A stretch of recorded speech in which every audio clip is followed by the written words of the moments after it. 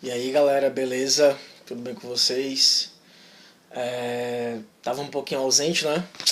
Aconteceu uns probleminhas aí e tal, mas como eu sou comprometido, não vou deixar vocês na mão, então eu tenho esse videozinho para gravar aqui para passar uma revisãozinha para vocês, beleza?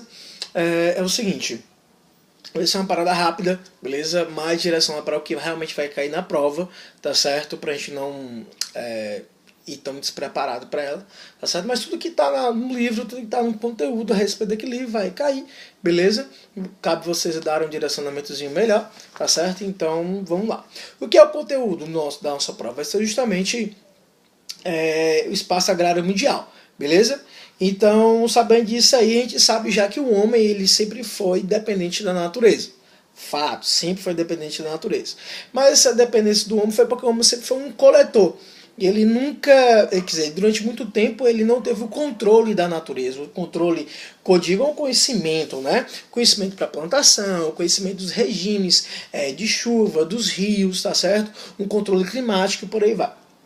Então, quando ele passou a realmente analisar a natureza, quando ele passou a perceber os regimes dos rios, os períodos onde chovia mais, onde chovia menos, onde tinha maior intensidade de temperaturas e tal, ele começou a ter um certo controle da natureza.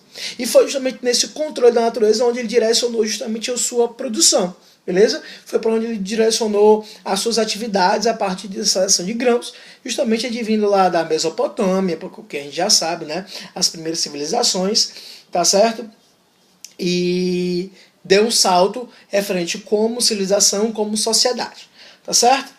Dentro dessa questão de entender a agricultura, ou então a agropecuária, que é a junção das duas atividades, uma dependendo da outra, o homem deu um salto na sua utilização desses dois, tá certo? E nós temos os mais variados ritmos, né? Nós temos as diferenciações. Por exemplo, para que um tipo de agricultura, uma espécie ou então específica da agricultura se desenvolva em determinada área, ele vai depender de duas questões ou então dois fatores importantes, duas condicionantes importantes, que são: primeiro, os fatores físicos geográficos, hoje estou falando de clima, solo, fornecimento de água, beleza, especificamente, e da cultura e o nível de desenvolvimento econômico de uma sociedade. Beleza? Se aquela sociedade é desenvolvida, se ela é atrasada, se aquela produção é direcionada para o mercado interno, se ela é direcionada para o mercado externo, então isso aí vai variar de acordo com a sociedade. Ok?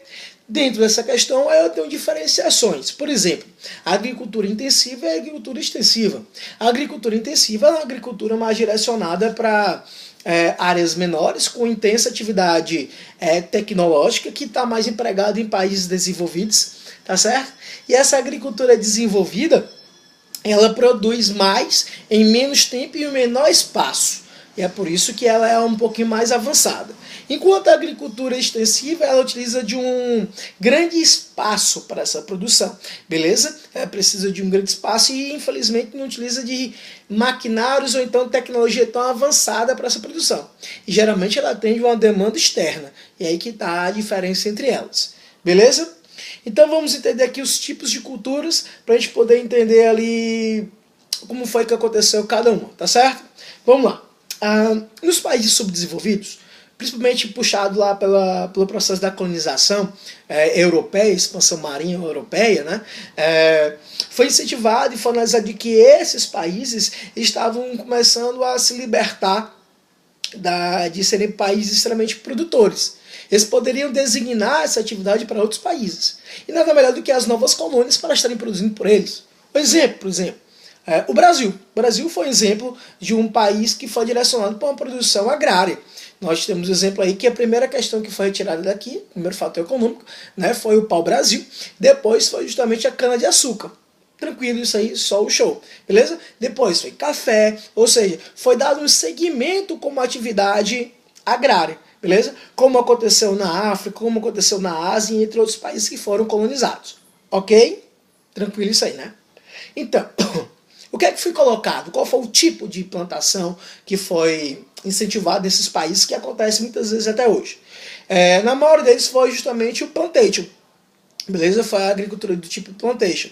E essa agricultura do tipo plantation tinha características específicas. Vamos lá. Vegetação extensa, beleza? Do tipo extensiva, a vegetação é de latifúndio, beleza? Geralmente monocultoras, tá certo? Uma produção, extensas áreas produtoras de um só produto, beleza? De um só gênero, que na maioria das vezes vai atender uma demanda externa e não interna. Tranquilo? Então essas características do tipo plantation foram encontradas em várias colônias, que acabam tendo como consequência até hoje nos países onde eles foram empregados. E que consequências são essas? Concentração de terras, pobreza exacerbada, dificuldade do acesso à terra, beleza? Principalmente aqui no Brasil, que teve uma reformulação do Estatuto da Terra,